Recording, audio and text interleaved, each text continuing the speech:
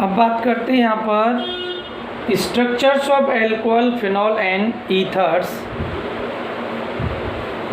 हमने टॉपिक इसके बाद एनसीईआरटी के अकॉर्डिंग आईयूपीएसी नेम के लिए आपको यहाँ पर फ़ोटो सेंड किए हैं। आप उन पॉइंट आईयूपीएसी नेम्स को नोट करेंगे।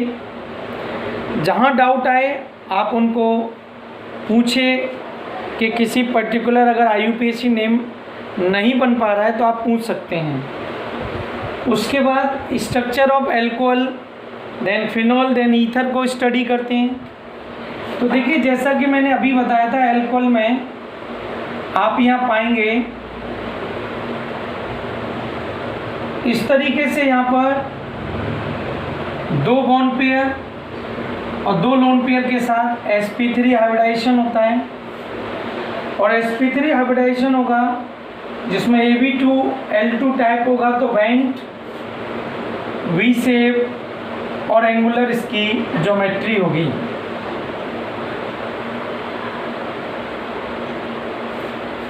अब नेक्स्ट इसके बाद आता है अगला, आपने फिनॉल की स्ट्रक्चर ली। फिनॉल में भी आप पाएंगे कि ऑक्सीजन पे 2 बॉन्ड पेयर और 2 लोन पेयर होंगे।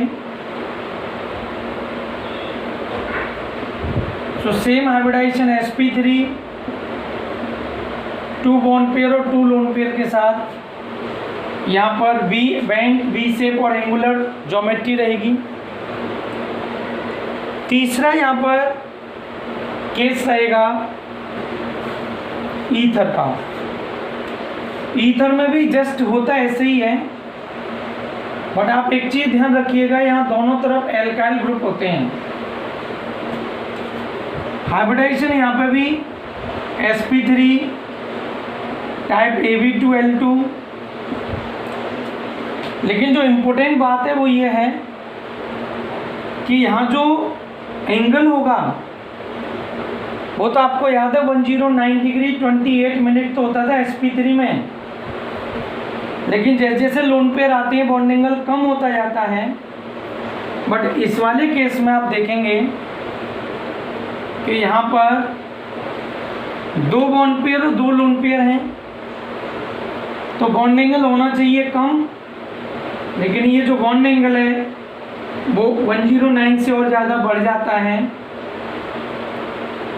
अगर ये एंगल होगा यहाँ पर, तो अब आप कह सकते हैं कि इस केस में एंगल नॉर्मल से और बढ़ गया, और उसका रीज़न दिया जाता है बिकॉज ये जो बल्की ग्रुप हैं वो दोनों एक दूसरे को यहाँ पर रिपेल करते हैं, और इनके रिपल्सन से फाइनली जो यहाँ पर बॉन्ड एंगल होता है वो बॉन्ड एंगल बढ़ जाता है। तो अगर कोई पूछे कि ईथर में 2 बॉन्ड पेयर 2 लोन पेयर है, फिर भी बॉन्ड एंगल 109 डिग्री 28 मिनट से ज़्यादा है, तो उसका आप रीजन देते हैं बल्कि एल्काइल ग्रुप में मोर यहाँ पर बॉन्ड पेयर रिपल्शन होता है।